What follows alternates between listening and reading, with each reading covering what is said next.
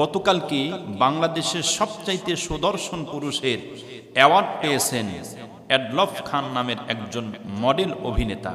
আমি এই নিউজটা দেখে একেবারে হতভম্ব হয়ে পড়েছি যে মানুষের রুচি এত নিম্নমানের হতে পারে, এবং যারা বিচারক, যারা এটার বিচার বিশ্লেষণ করে যারা অ্যাওয়ার্ড দিয়েছে তাদের রুচি এত নিচু পর্যায়ে চলে যেতে পারে। যাকে অ্যাওয়ার্ড দেওয়া হয়েছে ওই ব্যক্তিকে আমি বহুতবার দেখেছি, খবরের কাগজে, টিভিতে, নিউজে, উপস্থাপনায় বেশ অনেকবার দেখেছি। আমি তো এতদিন মনে করেছিলাম ব্যক্তি হয়তো হিজড়া হবে, অথবা মহিলা নাকি পুরুষ নাকি থার্ড জেন্ডার, কিছুই তো বোঝা যায় না। গতকালকে এই নিউজটা দেখে আমি বুঝতে পারলাম যে ওই ব্যক্তি অ্যাডলফ খান, তিনি একজন পুরুষ মানুষ। আমি হতভম্ব হয়ে গেলাম, মানুষের রুচি কেমন করে হতে পারে যে একজন হিজড়া কোয়ালিটির মানুষ, একবারে থার্ড জেন্ডার কোয়ালিটির মানুষকে সবচাইতে সুদর্শন পুরুষ হিসেবে তাকে অ্যাওয়ার্ড দেওয়া হলো। আচ্ছা, চিত্র জগতের কথাই বলি, চিত্র জগতে কি এর চাইতে সুদর্শন যুবক আর ছিল না? এর চাইতে সুদর্শন মানুষ আর ছিল না? এর চাইতে সুদর্শন পুরুষ যুবক চিত্র জগতে বহুত আছে, হাজার হাজার আছে। কিন্তু যারা এই আয়োজনটা করেছেন তাদের রুচির কাছে আমি একেবারে হতভম্ব হয়ে গেছি যে মানুষের রুচি এত নিচু পর্যায়ে কেমনে চলে গেল।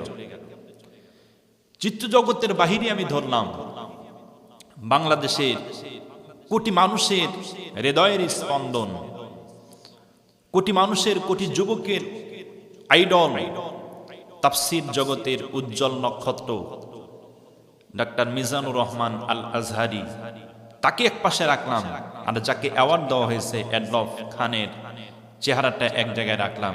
আপনাদের কাছে বিচার দিলাম যে আপনারা দেখুন কি সবচেয়ে সুদর্শন, এটা আপনারই বলে যাবেন।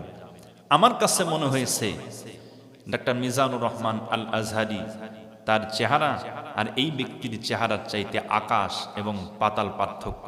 সকল দিক থেকে স্মার্ট এবং ফিটনেস, সকল দিক থেকে মিজানুর রহমান আল আজহারি সবচাইতে গ্রহণযোগ্যের পাত্র হবে ইনশাআল্লাহ, এটা আমরা বিশ্বাস করি। তবে মানুষের চেহারাটাকে নিয়ে আমি ব্যঙ্গ করতেছি না।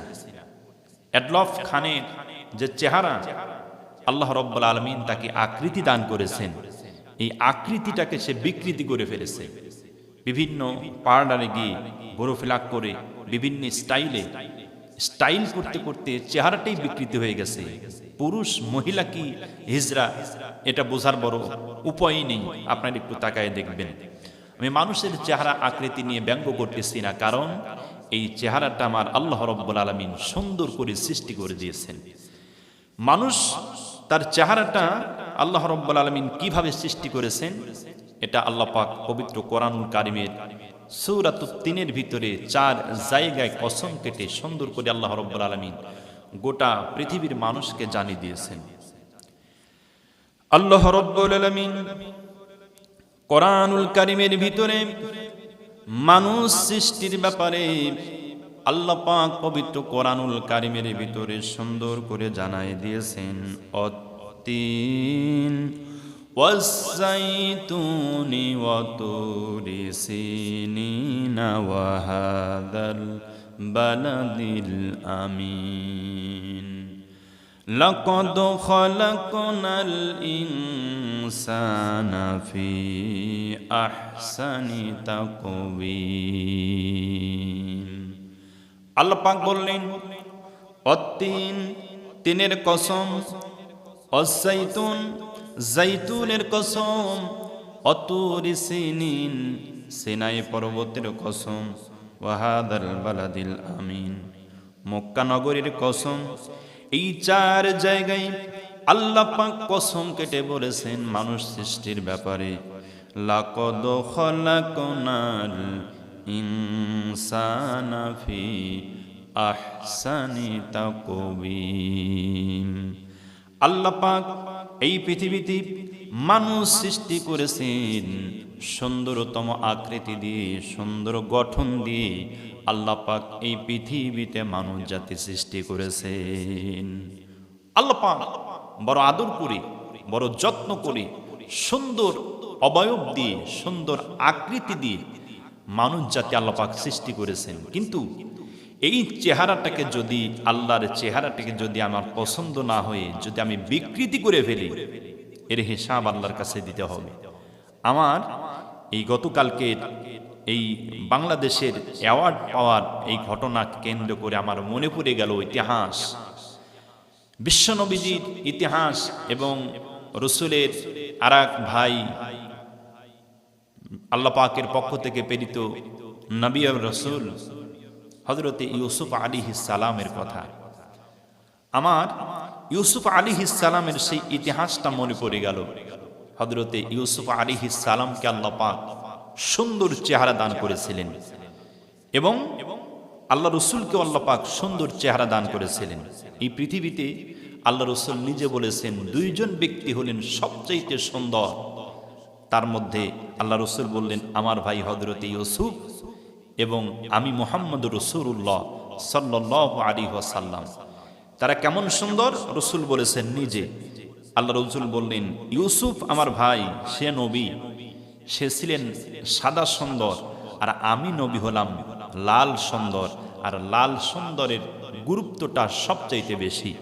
ইউসুফ আলাইহিস সালামকে আল্লাহ পাক যে সৌন্দর্য চেহারা দান করেছিলেন, এই চেহারার যদি বর্ণনা করতে যাই তাহলে সেই ইউসুফ আলাইহিস সালাম এবং জুলাইখার কাহিনীটা আমাদের সামনে নিয়ে আসতে হবে। আপনারা সবাই জানেন যে ইউসুফ আলাইহিস সালামকে দেখে জুলাইখা পাগল হয়ে গিয়েছিল, মাতোয়ারা হয়ে গিয়েছিল। জুলাইখার বান্ধবীরা ইউসুফ আলাইহিস সালামকে জিজ্ঞাসা করতে লাগলেন, জুলাইখার বান্ধবীরা জুলাইখাকে বলতে লাগলেন, জুলাইখা ইউসুফের মধ্যে তোমরা এমন কি পেয়েছো, তুমি কি পেয়েছো যেই চেহারা দেখে তুমি পাগল পারা হয়ে গেছো?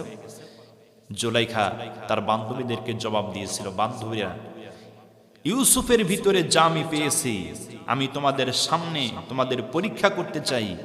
আমার ইউসুফকে যদি তোমাদের সামনে দিয়ে নিয়ে যাই তোমরাও আশ্চর্য হয়ে যাবে।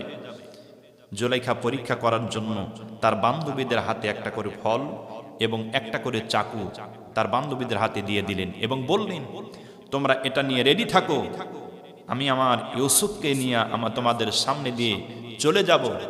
খবরদার ইউসুফকে দেখে যদি তোমরা ওই হাতের ফল কাটার পরিবর্তে যদি তোমরা হাত কেটে ফেলো তাহলে কিন্তু তোমাদের শাস্তির ব্যবস্থা আছে। সব রেডি হয়ে গেল।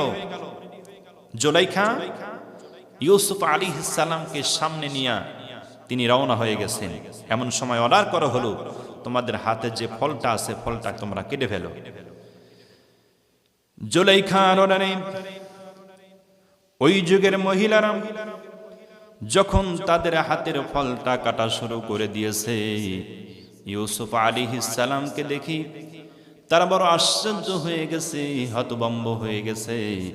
ইউসুফ আলাইহিস সালামের চেহারা দেখে তাদের হাতের ফল কাটার পরিবর্তে তাদের হাতটা কেটে ফেলে দিয়েছে।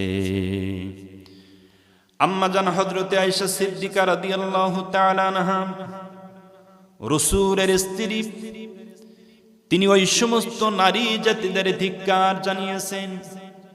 ওই সমস্ত নারী জাতিদের ধিক্কার জানিয়ে তিনি বলেছেন আমি ওই সমস্ত নারী জাতিদের ধিক্কার জানাই যারা হযরতে ইউসুফ আলাইহিস সালামের চেহারা দেখে হাতের ফল কাটার পরিবর্তে তারা হাতটা কেটে ফেলে দিয়েছিল। আমি তাদের ধিক্কার জানাই, তারা যদি আমার প্রাণের স্বামী মুহাম্মাদুর রাসূলুল্লাহকে যদি তারা এই দুনিয়াতে একটা বার দেখতো, হাত কাটা তো দূরের কথা, হাত কাটতে কাটতে কলিজা কেটে ফেলে দিত। কোন সময় টের পেত না যে তারা কলিজা পর্যন্ত কেটে ফেলে দিয়েছে।